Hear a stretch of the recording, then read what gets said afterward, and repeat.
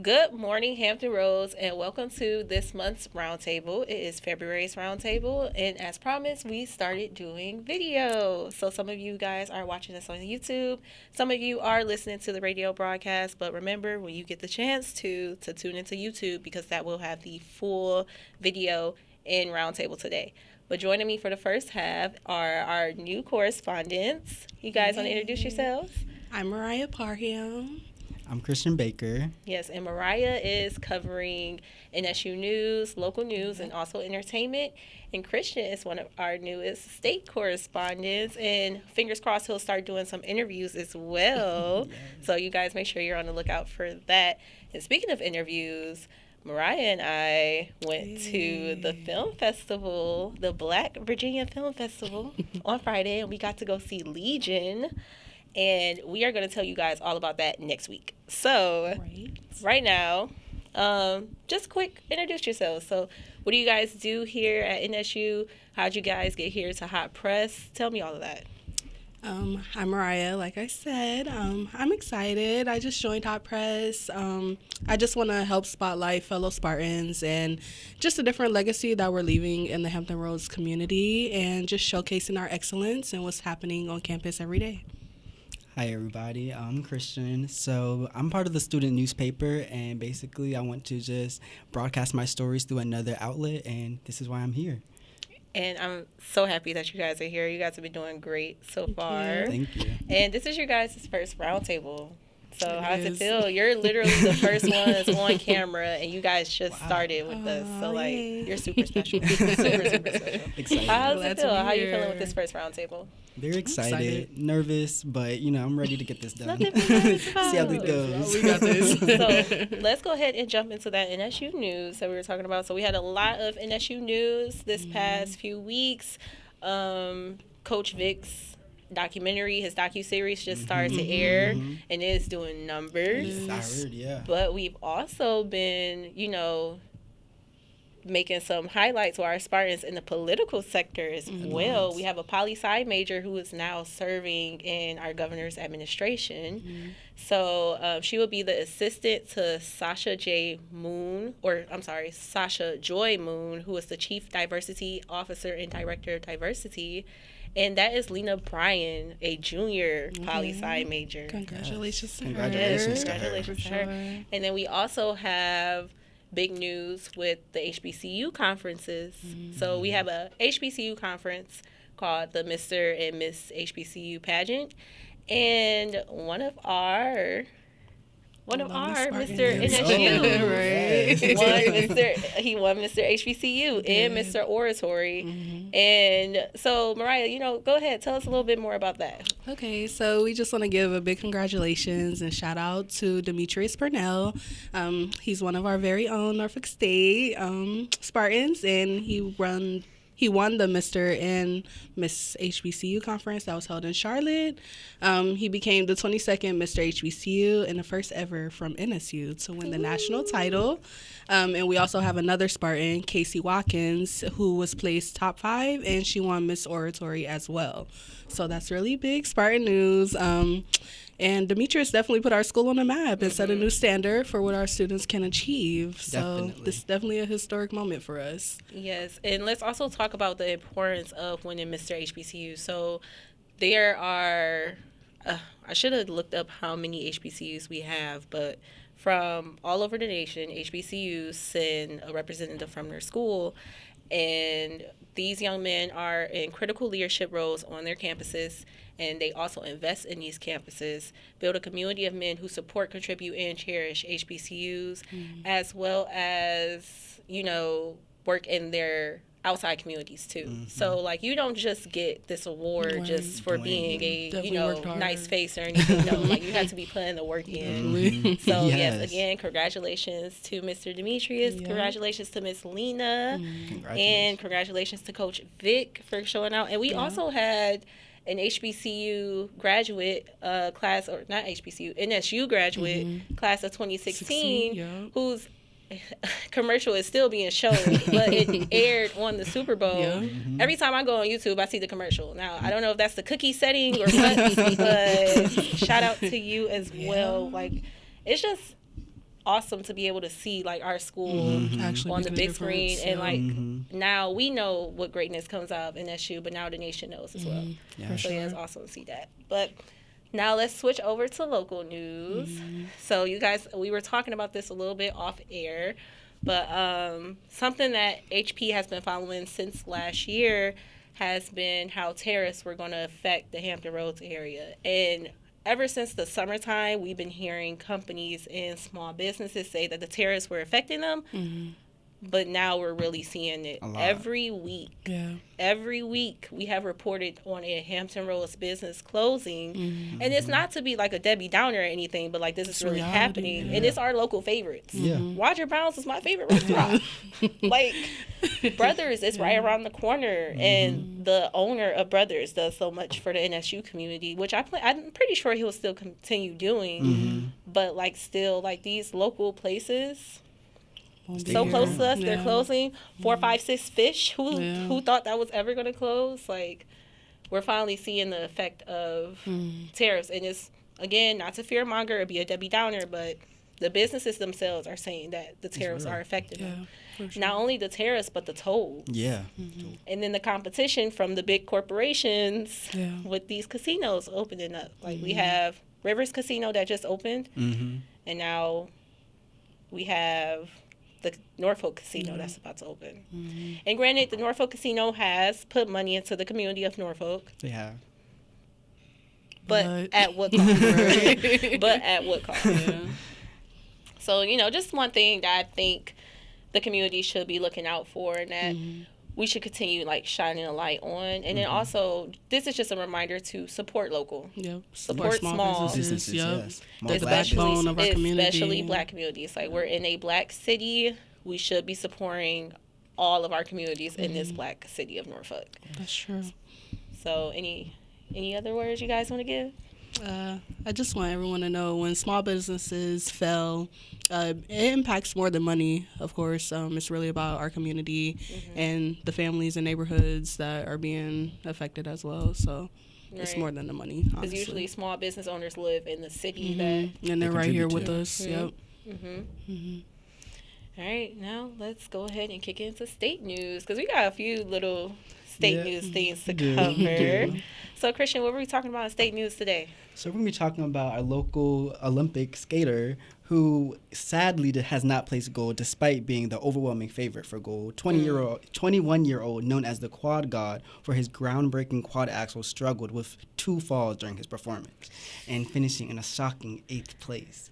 But we have hope, because hopefully next year he'll be able to pick it up and contribute again. Right. And there's always time for next year. First of all, just being able to get to the Olympics is a huge thing. It's a huge really thing. big. And we had 2 more people that were out there too, including Mystique Rowe, a young black woman who was doing skeleton. Like, skeleton. And I had to look that up, because I was like, what is a skeleton player called? Are they called like a skeletoneer, like skeleton player? That's it. But unfortunately, she too did not place in the top 3. She did finish, I believe, 15th in the individual skeleton. And then our team skeleton also did not rank in top 3. But again, just getting to the Olympics. A big huge accomplishment. thing, big It's accomplishment. a huge, big so congratulations to them. Exactly. Yeah, Congratulations to Huge them. Congratulations.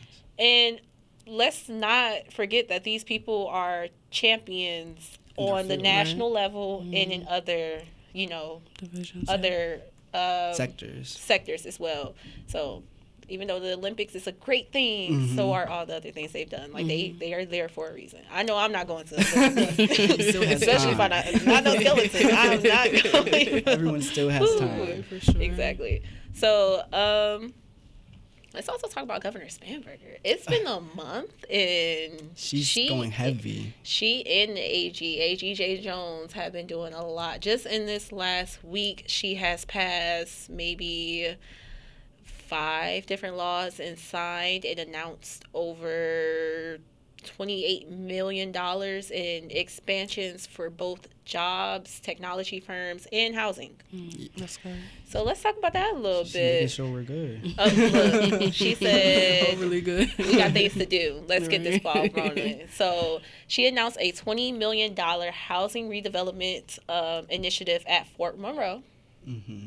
So Echelon Resources Incorporated, a Virginia-based family-owned real estate development firm, will invest $20 million to redevelop 2 historic buildings into residential housing at Fort Monroe. Wow. That's huge. Y'all know my little historian heart jumping at that. I love things like that. I don't understand how we have this historic housing with like buildings made of brick that are very sturdy, very durable, and we don't do anything with it. We just let it sit. Let it sit, yeah. Kinda Meanwhile, keep it we up. have all this new development getting thrown up, and it seems like one winter storm brings the whole thing down. So, like, what are we wasting money on that type of stuff for? Yeah. So, really good to see. We'll also continue following that story. I can't wait to see that. So, there will be, let's see, what year? I want to see when do they plan on opening this. Hopefully I'm soon. gonna assume it's gonna be within the next 3 to 4 years. Yeah. Because they want to build at least 80 new units, 80, and they want wow. to increase the supply of available housing in Hampton. So this is also going to include affordable housing.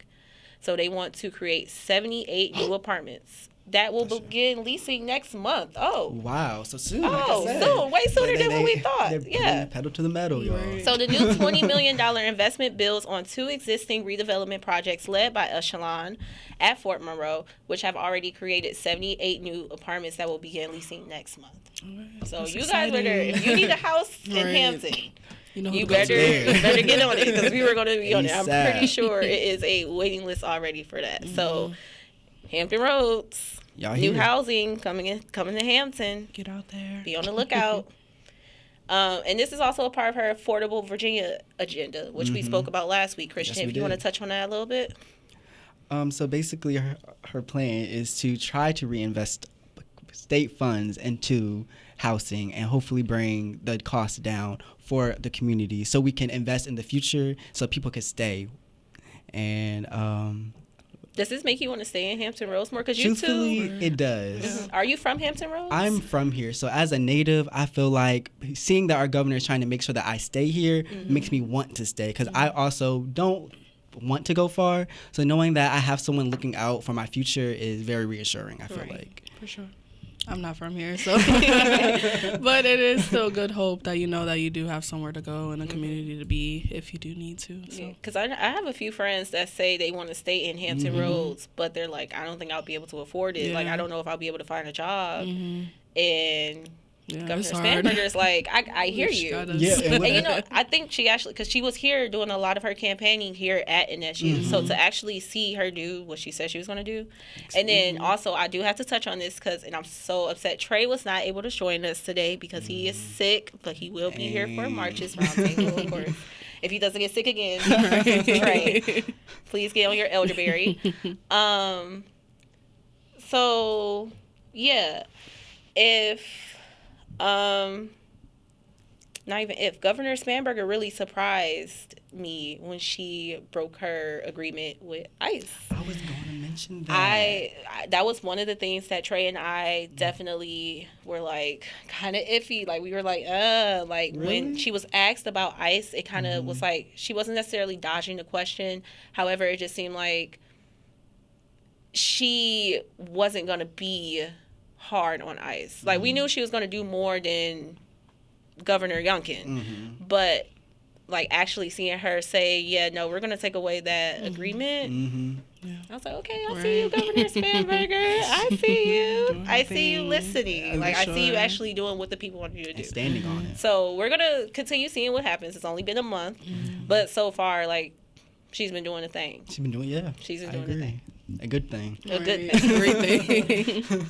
So, is there anything else that you want to touch on in state news, Christian? Maybe how the monks were at the Capitol. Yes, and you were there Yes, I got to experience too. it. Luckily, That I was is there for a awesome. conference to see Miss VP, and we got to experience the monks walking by as we were stopping for food. So everyone on the bus. So VP Harris was there as well. Yes, she was there. She was there for her book tour, and the school allowed us to go there to witness the historic event. And just seeing the monks as they were walking from the Capitol from speaking with Miss Spanberger, was just very cool. And we have a video of them walking and giving flowers to everybody. And it was just such a surreal moment. And I'm glad I was there to experience that. And we are going to share that video too. So again, if you guys are listening on the radio, make sure you tune into the YouTube channel so that you can see everything that we're talking about, because it's different when there's video and picture to it.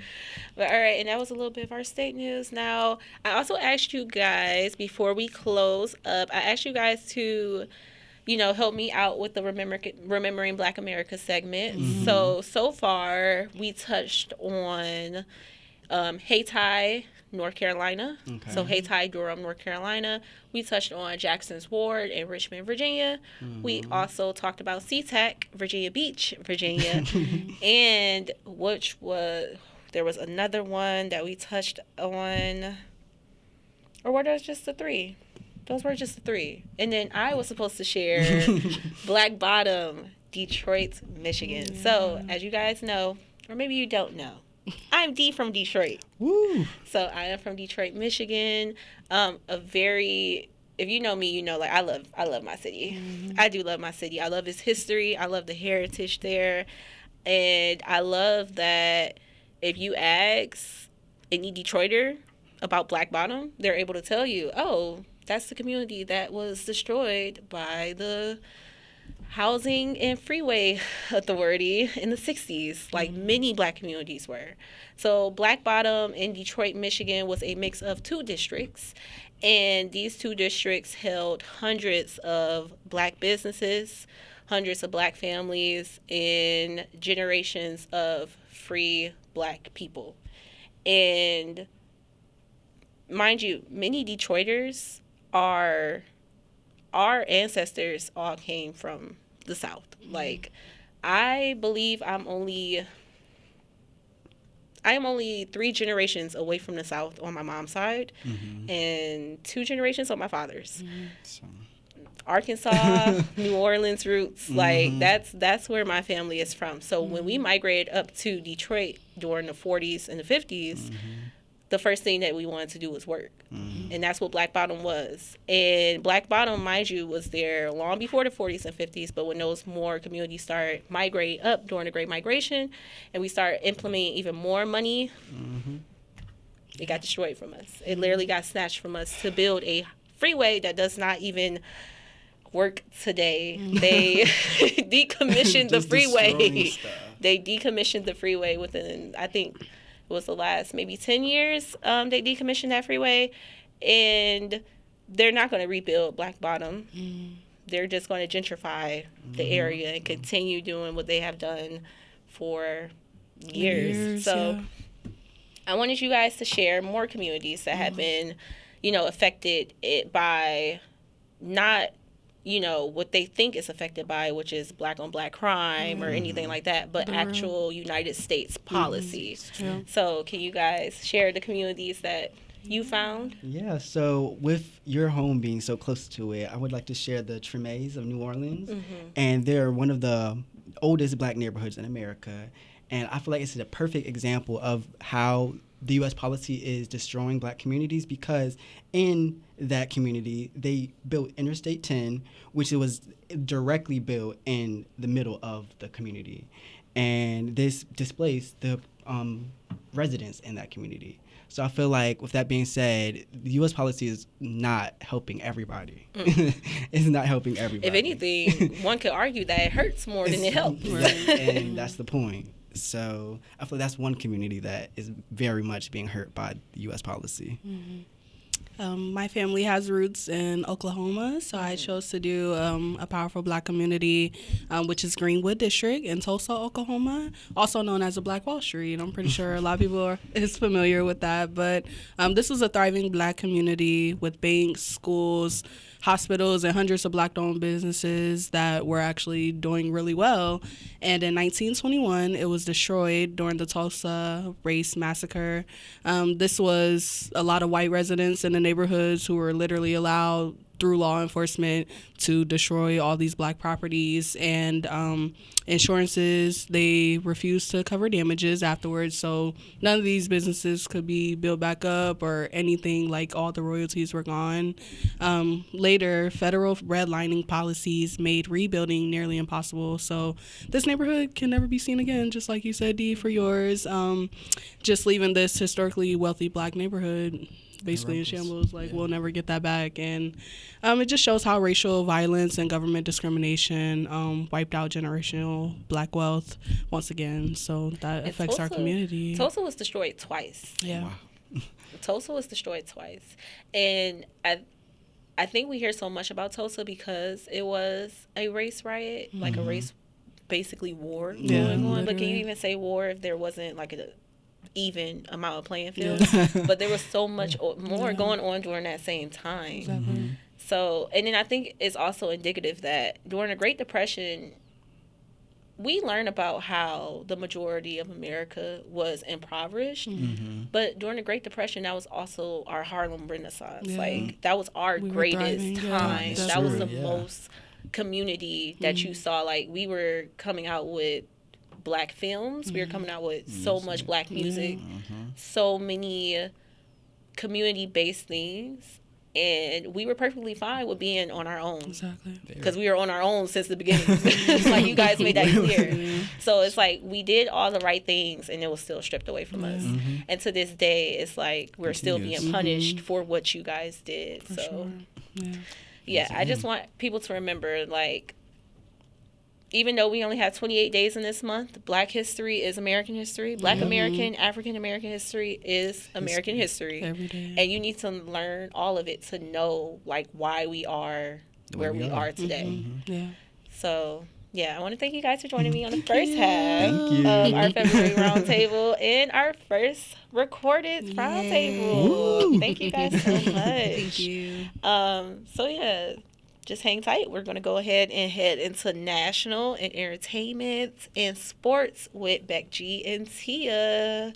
So, yeah, thank you guys. Yay, Thank thank you. Now, I am joined in the second half with Tia, Beck G, and Shakur. What's up, everybody? I'm so sorry. I thought Shakur wasn't going to make it. So And I made it. And he made it. You made it on time. I'm so proud of you. Thank you. Thank So you. proud. Gracias. One of my top bilingual. elite employees.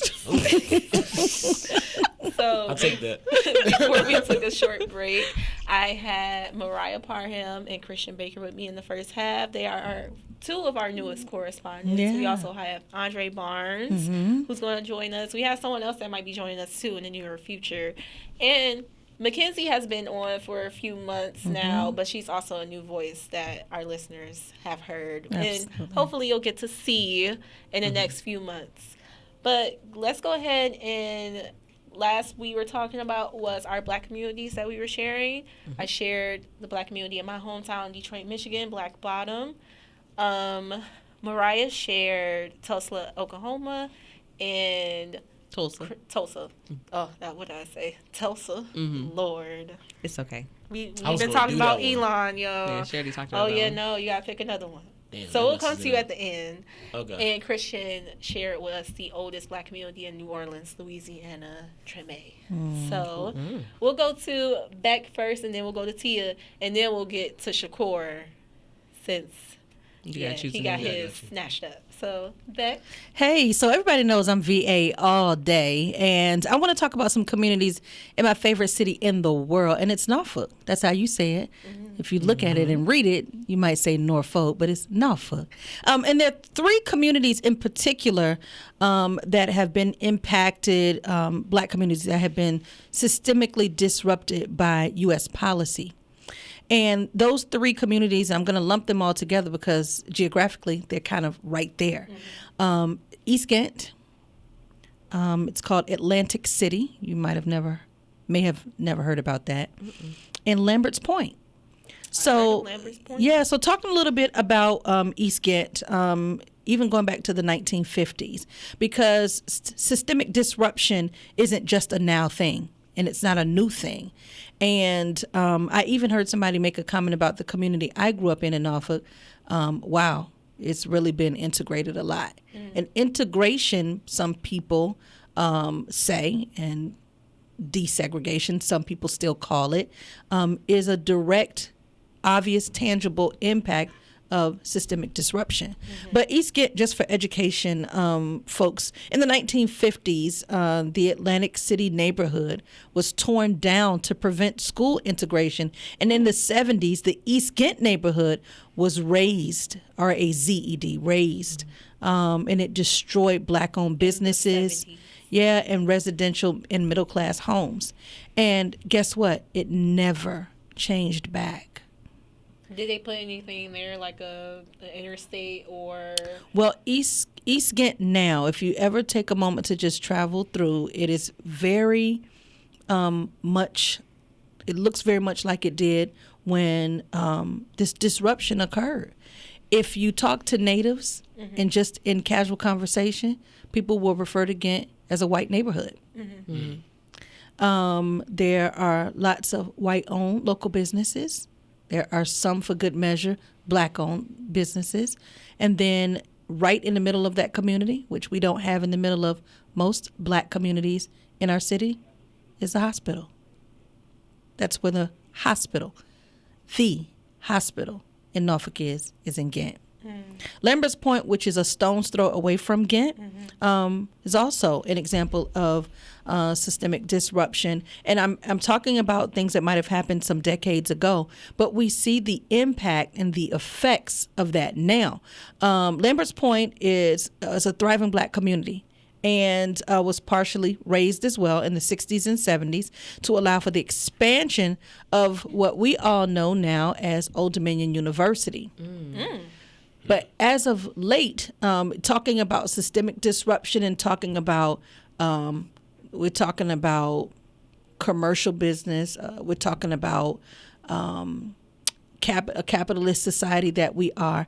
There's a new development in Lambert's Point that caused some old buildings and that could have been repurposed that were industrial.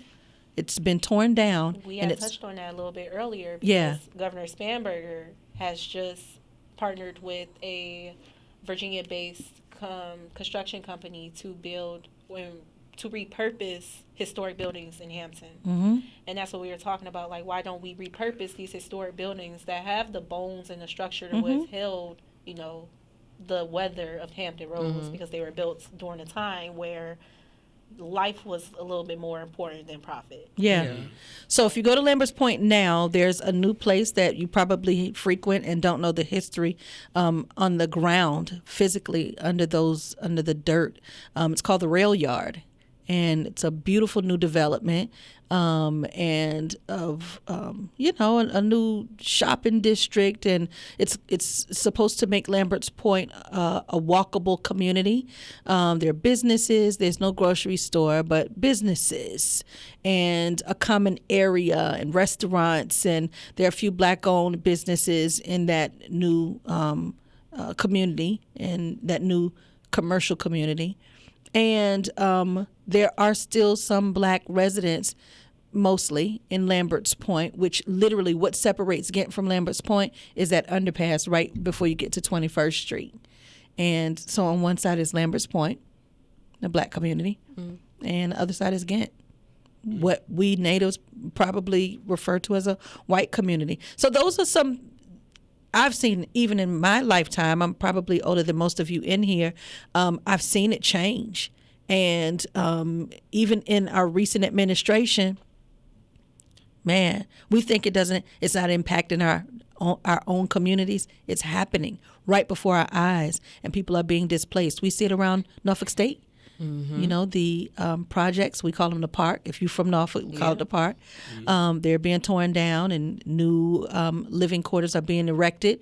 And the people who had to leave their homes, which were probably generational, they get a first dibs on these places, but can they afford them? No. This conversation goes on and on and on. But these are just some examples in our own city here in Norfolk of some systemic disruption. And we are running out of time on the radio side. So to hear the rest of this conversation, you guys know you have to go online to our YouTube channel, Hot 91 WNSB, our official YouTube channel, to see this recording, the full thing, or to hear the full thing on our podcast at Hot Press the Roundtables. Now, sorry if you're listening to us on the radio, you gotta wait an hour, but we will have the YouTube video posted at 1:30 p.m. Okay, so let's continue this conversation with our YouTube audience. All right, so Beck, you were telling us about your community in Norfolk. So now we're going to talk to Tia about her community. So the community that I chose is Seneca Village in New York City. Basically, Seneca Village was a primarily black land-owning community in Manhattan in the 1800s. The residents that lived there, they owned their own homes. They also had voting rights. So that's important, too. Mm-hmm. In 1857, the city of New York seized the land of Seneca Village to build Central Park. Wow. They used the law of eminent domain to force the residents out. And the residents who sold their homes were paid minimal compensation. So basically, they got pennies on the dollar for their homes that I know for a fact probably cost way more. Absolutely.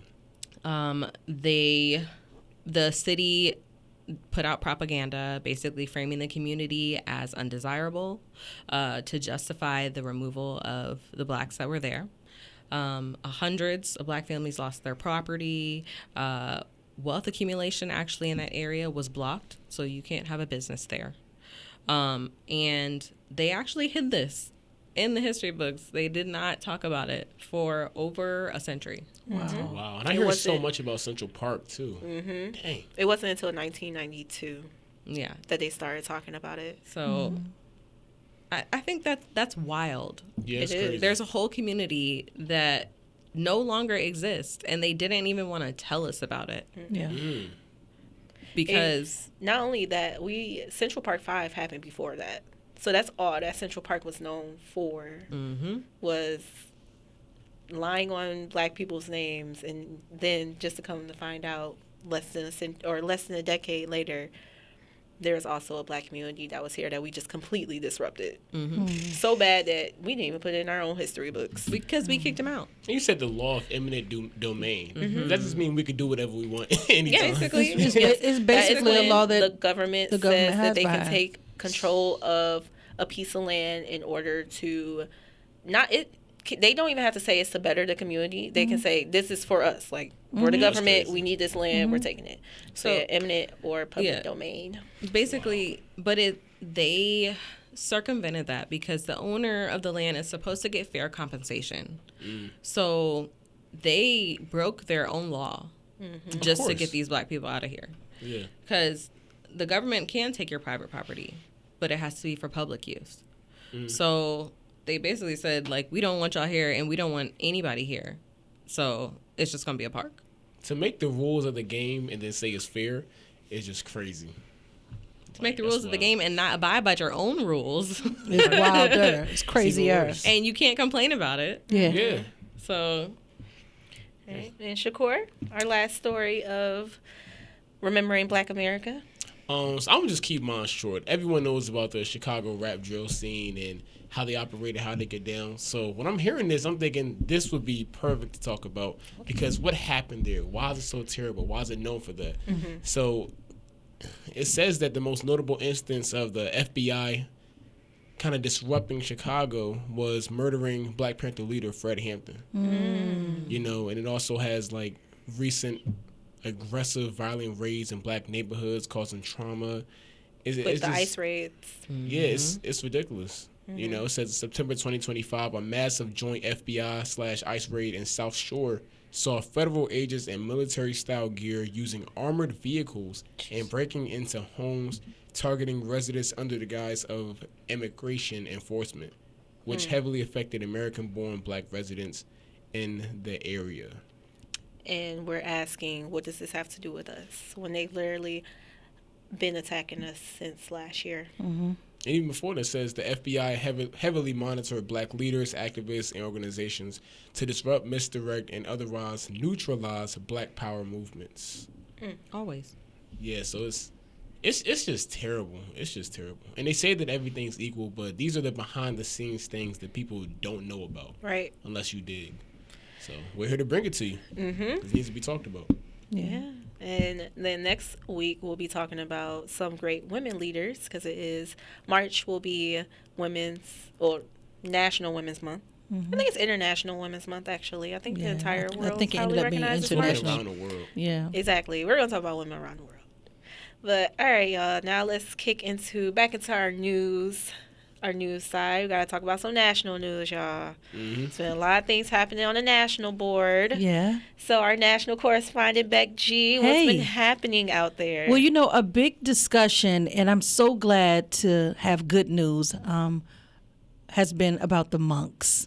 And they completed their pilgrimage that started October 26th, 2025, and it ended very recently, February 12th, 2026. And they started in Texas, and specifically, they started in Fort Worth, Texas. And a pilgrimage is when you walk, and that's what they did across America. Most of it anyway. They went from Texas, and then after Texas, they were in Louisiana and Mississippi, Alabama. They went through quite a few of the other southern states like Georgia, and they definitely made their way to Virginia. Several stops in different cities in Virginia, North Carolina, and they ended their pilgrimage in Northern Virginia. We call it DMV here, but specifically in Annapolis, Maryland, February 12th, and they took the bus back to Fort Worth. And it was something that brought Americans together. We got a chance to witness something we don't usually see in our own cities, and they really were walking for peace. That was the name of this pilgrimage. And it brought so many people together in celebration of completing this. They had a peace gathering about 2 days after they finished to welcome them home back to Fort Worth. And it was for anybody who had a chance to witness it in person. I'm certain that it changed their lives. And for those of us who watched from afar, I was affected in a good way watching this pilgrimage. So that's what happened in the national news. And Christian was actually able to go in person. So Yes. yeah, the footage that we showed earlier is from Christian. Yes. Yeah, he was there in person. He Absolutely. said it was great. He's like, I had to wait a few hours, but in the cold, but it was worth it. I was Yes. like, yeah, that's a once in a lifetime deal. Like, Right. that doesn't happen a lot. Yeah. So yeah, I'm glad we got some good news. Absolutely. Because living under a Trump administration is always something. Yeah, something different every day. Yeah. And to be honest, in any administration. So this was good to tell. It was. And thank you for that. So now we have to talk about y'all president. What he's been up to. And his associates. And his associates, aka his administration. First and foremost, last week we touched on Attorney General Pam Bondi and what she's been doing or lack thereof. Much better. She was supposed to answer for the Epstein files and everything, and I think it's just really telling of how nations overseas are holding their officials accountable, but we cannot. Prince Andrew has been arrested. Yes. Yes. Prince Andrew was arrested Good.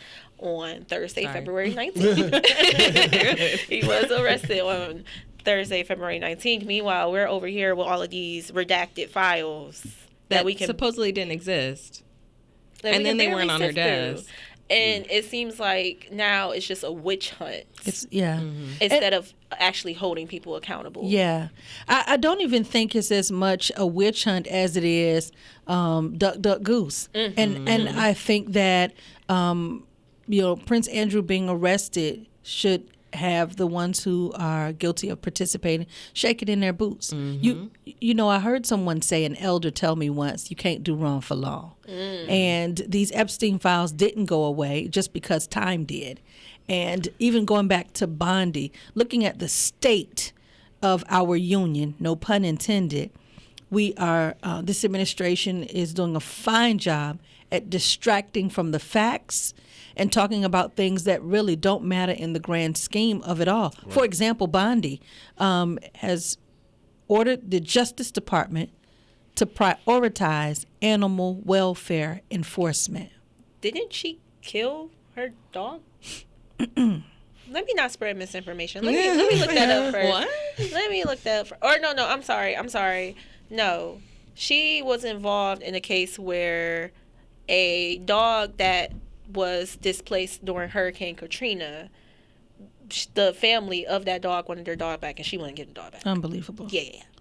So, of course, she would be an advocate for believable animal rights before human rights, because we do things like that. And even with that being so low level, I think about what's happening in our country right now. The bigger focus is, and I'm not against animals, nor am I for them. I right now I'm thinking about my neighbors and I making sure we can pay bills and buy food. Animal welfare enforcement is not at the top of the list.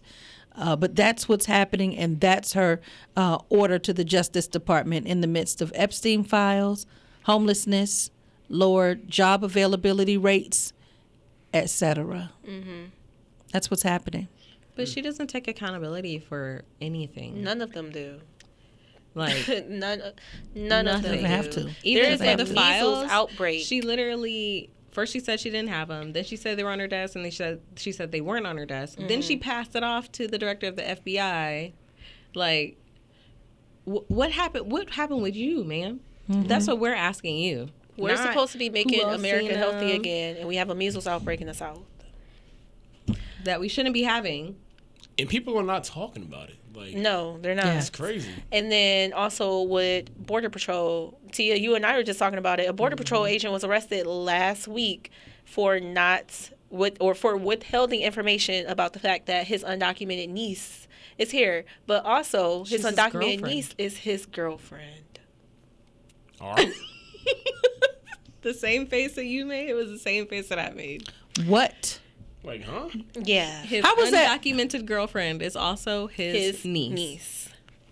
For real, like his niece. So he's not going to jail for incest. He's going to jail for not. Because he didn't I'm sorry, I can't do the news with my mouth wide open.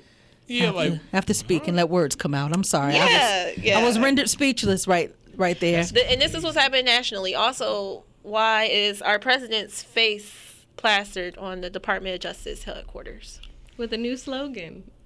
Oh, yes. Oh, God. We call it MASA. Wow. Make America safe again. That's what it says. MASA. I didn't make that up. That's what it says. The acronym together. I can't even open my mouth to say the acronym. I tell you what, I just really am back to, I don't know that I ever left, that everything that we see happening right now with this administration, I think it's a few things. It is intended to be a distraction. The other thing I think it is him having a savior complex. He breaks things, and then he wants the front page of Time magazine when he goes to quote unquote fix them. Mm-hmm. He wants to be looked at as a savior. He wants to be viewed as a king. When this democracy is so paralyzed right now with fear, let's call it what it is. This country is paralyzed with fear. Some people don't stand up because they're scared about what will happen to them and their families. It's logical. But then the ones who do, plant their feet and say this cannot happen, what happens to them? They disappear.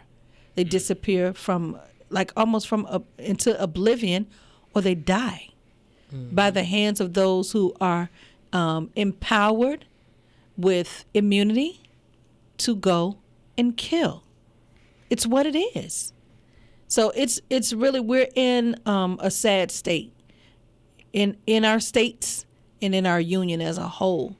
And I think if ever we heard that we need to exercise our right to vote, I hope this echoes loud everywhere. And it does not start with the presidential elections. Mm-mm. It starts with our city councils, our school boards, and our civic leagues, because these are the people who then go to the next step in our state Congress, and represent us. And then they go and further their careers and further taking our voices and traveling into our national government and administration and Congress. And so start now, vote always, and start at the beginning, which is Civic League, School Board, City Councils, Boards of Supervisors for counties. Vote, friends. That's all I think about right now. And I don't like to hear people complain who don't complain the way that we all can, which is with the ink pen filling in a bubble on the voting ballot. And speaking of, before we go to entertainment and close out with sports, Governor Spanberger will be delivering the Democratic rebuttal to President Trump's State of the Union address. Yeah, that's coming up this week on Thursday. She's going to be giving exactly that, the Democratic rebuttal to President Trump's State of the Union address. Hakeem Jeffries and Chuck Schumer announced that, and we're really looking forward to it. And Senator Schumer has said, quote, has said Spanberger has, quote, always put service over politics. That's according to a quote he gave to Politico.com.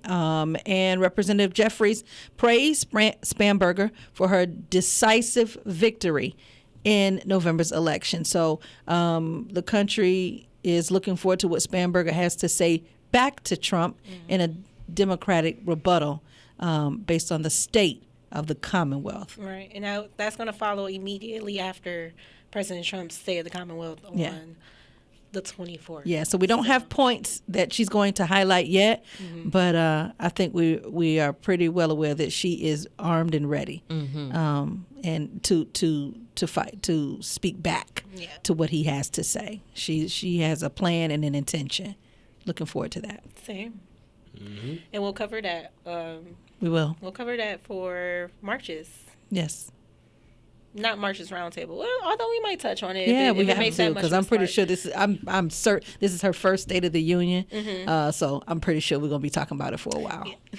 All right, now Tia, let's get into some entertainment. Let's get back into some relaxing, Something lighthearted. Something a little lighthearted. I mean, Something a still little intellectual, but lighthearted. So I do have a question for you guys. I'm going to say my opinion, but I do have a question. What do you think is the future of filmmaking?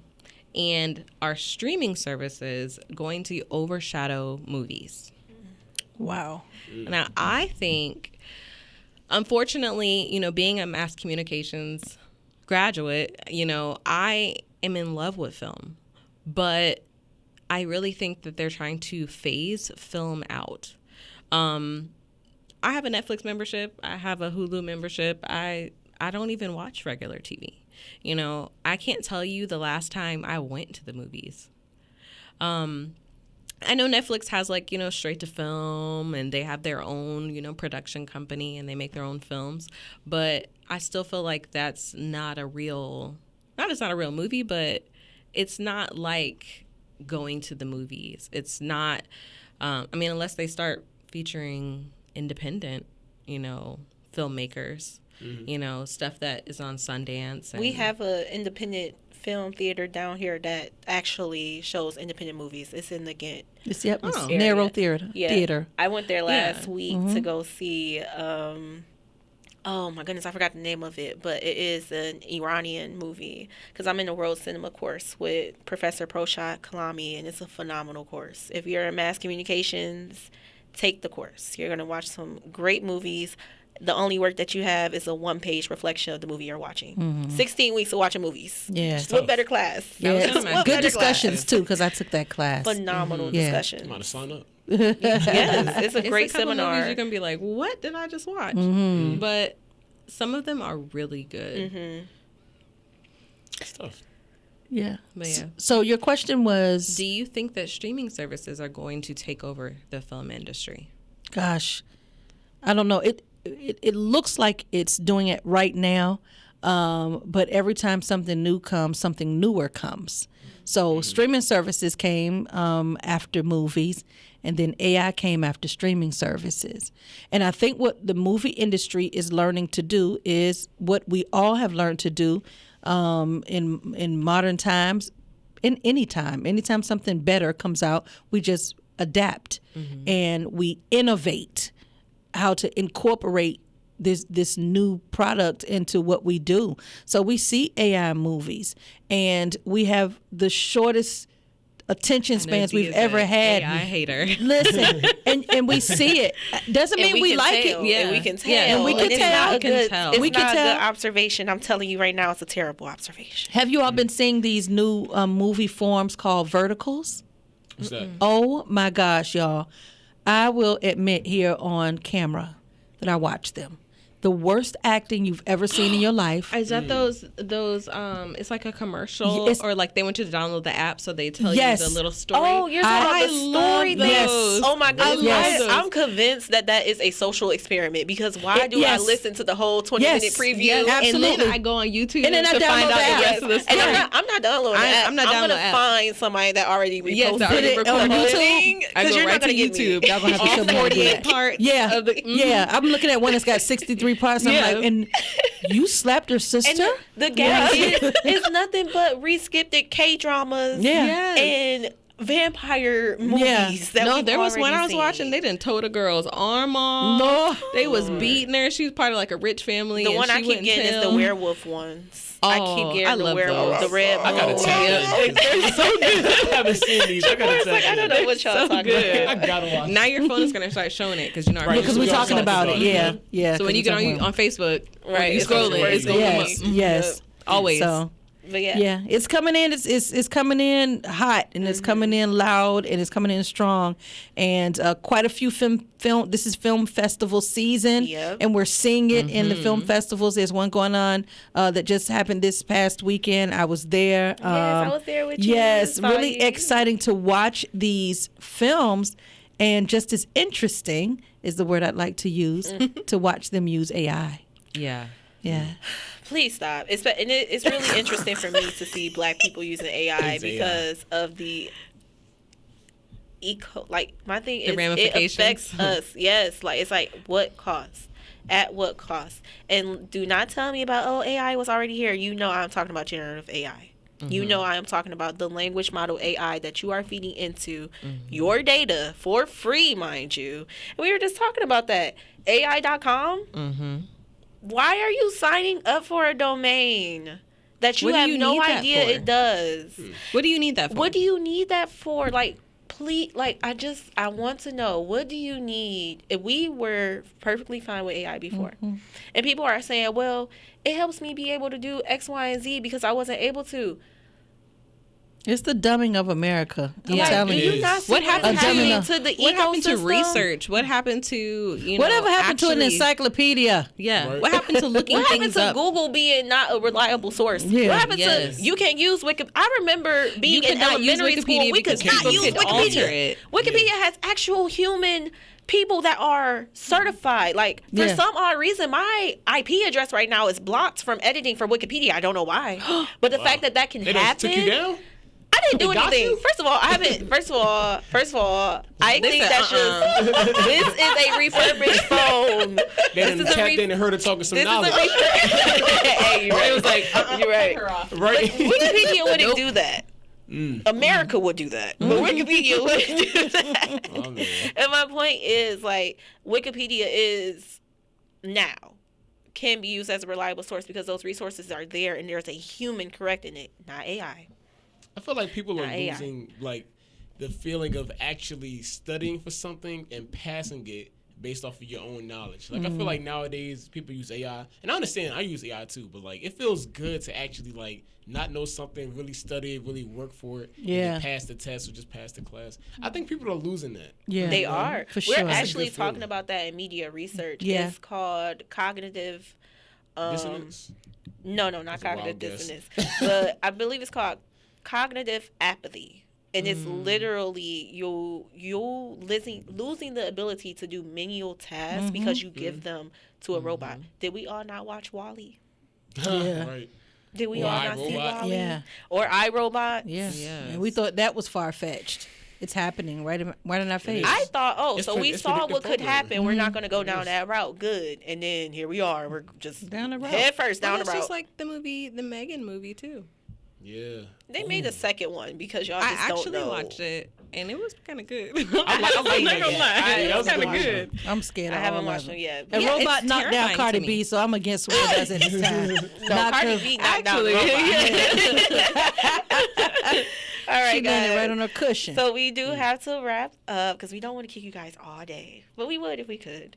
So Shakur, you want to talk about sports? You want to talk about how your team I do. wanted to act a fool. Our My team, team. you know, your team was acting You a fool. started it. Nah, they Y'all so this is sir, what happened. come on This now. is what happened. Do we, What we can happened run the was- replay. Let me tell y'all the Please, truth. let's run the replay. So first of all, the referees were terrible in that Oh. game. That's just my the opinion. referee told that man to throw that punch. Or the referee told Jalen Duren to put his hand in Moose's face.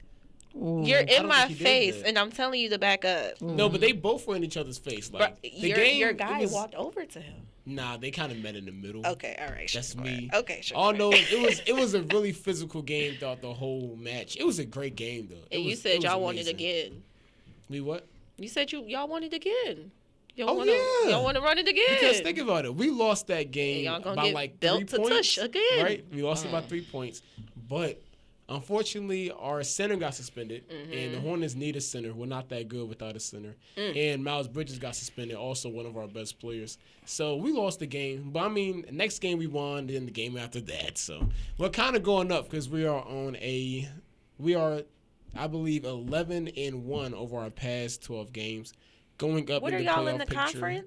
We are in the 8th spot, so we're officially in the playoffs. You know. But So who's in the first spot in the It Eastern was Conference? the team that had the most losses in NBA history. They kind of turned around. The Detroit Pistons. You really trying to play somebody?